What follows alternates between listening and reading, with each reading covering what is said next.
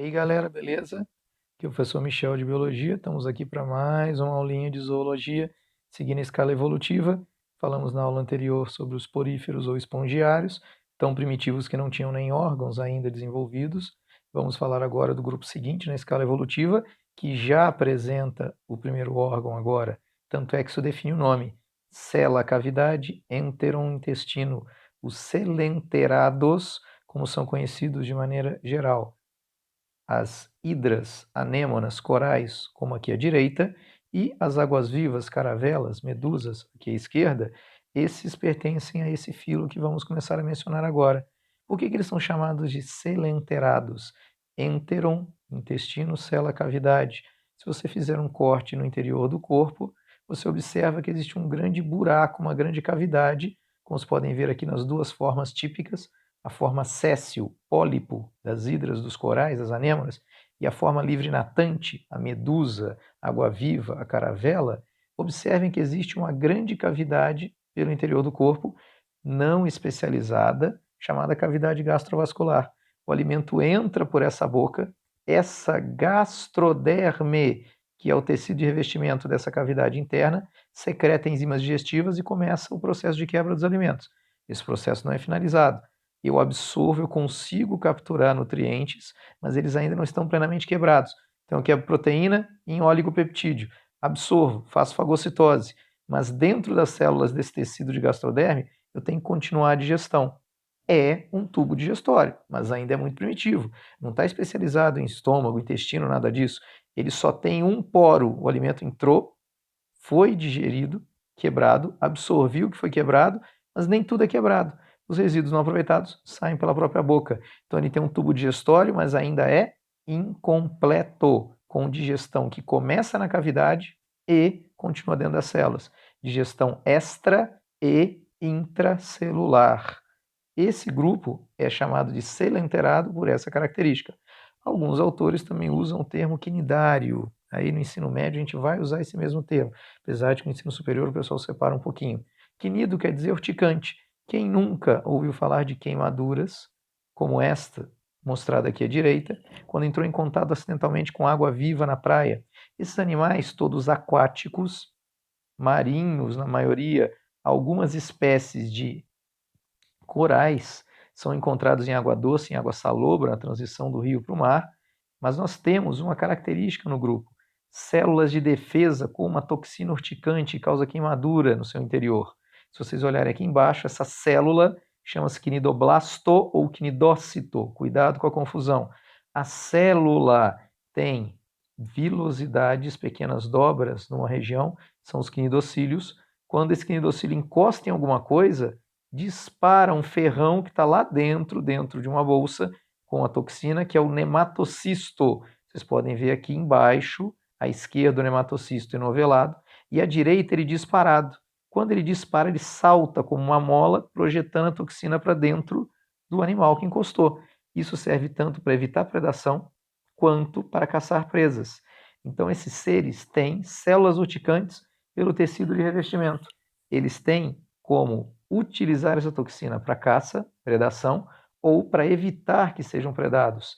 Quem apresenta células urticantes? Quinido, pertence ao grupo dos quinidários. Então, quando falamos das características gerais do grupo, são os primeiros animais com tubo digestório na escala evolutiva, por isso são celenterados, e têm células urticantes para ataque de presas ou defesa contra predadores, chamadas quinidócitos ou quinidoblastos. Cuidado, quinidoblasto ou quinidócito é a célula. Dentro dela está o nematocisto, que é o ferrão especializado para inoculação. Uma vez que a célula liberou a toxina, ela morre e outra célula vai ter que ser diferenciada depois para substituir essa. Ele não vai recolher o ferrão agora, que não é uma mola, pelo amor de Deus. Ele usou a toxina, a célula vai morrer. Depois ele tem que produzir outra. Daqui para frente, nós veremos que os animais apresentam progressivamente cada vez mais complexidade. Eles vão apresentar órgãos. Então, daqui para frente, todos são chamados enterozoários. Poríferos, que vimos anteriormente em outra aula, eram parazoários, não tinha nenhum órgão agora diferenciado.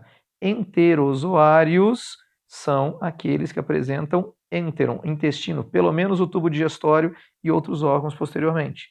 Todos encontrados aqui, todos celenterados dentro d'água, maioria água salgada, poucas espécies na água doce, não tem água viva em água doce.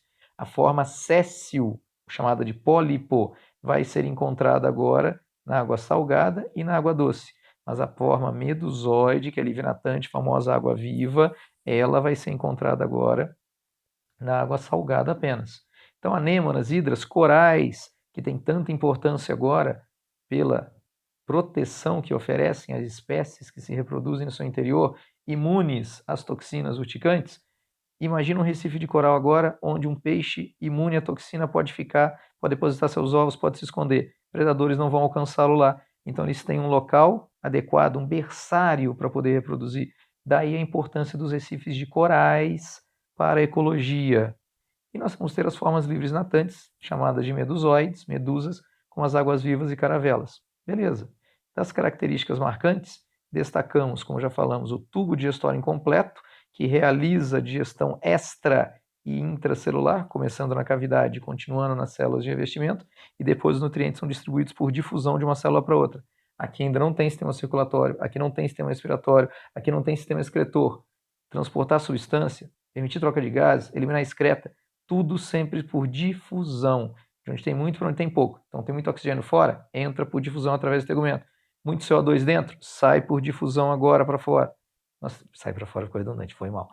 Nós teremos também a absorção dos alimentos por difusão, distribuição deles por difusão, eliminação de excretas por difusão. Tem muita amônia dentro do corpo, pouco do lado de fora no ambiente aquático.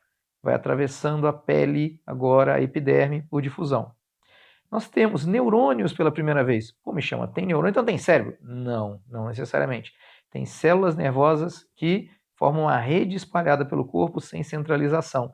Se você olha nesta imagem, aqui você tem à esquerda um coral, agora uma anêmona, um selenterado polipoide, e você está vendo linhas formando uma rede pelo corpo dele. É a rede de neurônios, é a rede nervosa formada pelos neurônios agora, fazendo sinapses entre eles.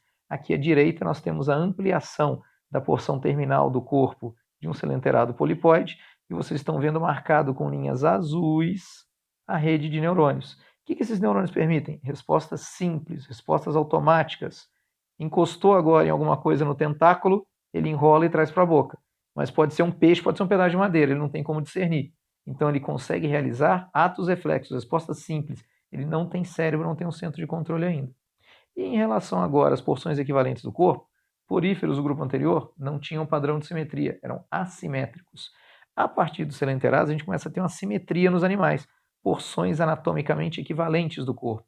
Nos selenterados, cuidado, se vocês olharem o esquema aqui à esquerda, embaixo aqui estou mostrando um peixe, que a gente vai ver depois em aula de vertebrados, animais, no geral, têm dois lados equivalentes do corpo, direito e esquerdo, simetria bilateral, que é muito útil para o deslocamento, para manter o equilíbrio postural. É muito simples agora você equilibrar apenas duas partes do corpo, isso torna o deslocamento mais eficiente, a caça, a migração muito melhor. Mas se você olhar lá em cima à esquerda, você está vendo um coral por cima. Se você traçar uma linha imaginária, você não divide só em duas partes. Você teria que traçar uma circunferência imaginária e com segmentos de reta que vão do centro, lá onde está a boca, até a periferia, raios. Você tem vários setores equivalentes, como se você estivesse cortando uma pizza por cima. Isso é simetria radial, no caso desse selenterado aí, octarradial. Então, essa simetria é a primeira que surge na evolução, porém ela não permaneceu, a gente vai ver depois na aula de plateumintos, o grupo seguinte, os vermes, já aparece agora já aparecem dois lados equivalentes, simetria bilateral. A bilateral é mais simples e mais eficiente para o deslocamento. Os selenterados têm a primeira simetria que observamos na evolução, que é a simetria radial. Tá legal? E aí, quando vamos avaliar agora a reprodução, a gente tem que tomar cuidado. Por quê? Você tem reprodução assexuada, dada a simplicidade do grupo, eles não são muito especializados. Você cortar um pedaço de um animal, ele regenera o pedaço, e um pedaço, dependendo do tamanho agora, pode formar um outro ser, uma modalidade assexuada. Um coral, por exemplo, pode formar outros ligados a ele, uma colônia por brotamento. Nós vamos ver daqui a pouquinho, tem colônia tanto de forma polipóide como um recife de coral, mas também tem colônia medusoide, como as caravelas, que são formadas por vários indivíduos. Tem reprodução sexuada liberando gametas na água que se encontram e formam novos seres com variabilidade genética. Aí você pensa, pô, Michel, então só tem essas duas, a assexuada e a sexuada. Tem um terceiro tipo, e aqui eu quero chamar a atenção para vocês não confundirem com um nome semelhante que aparece lá nas aulas de reino vegetal, alternância de gerações. O que é alternância de gerações? Entre as gerações, pai, filho, neto, bisneto, trisneto, você tem alguma coisa sendo alternada, trocada. Em vegetais, o que você troca? Haploidia. Um indivíduo haploide gera um descendente diploide. Em vegetais, você tem um ciclo com indivíduos haploides e diploides que se alternam, haplodiplobionte.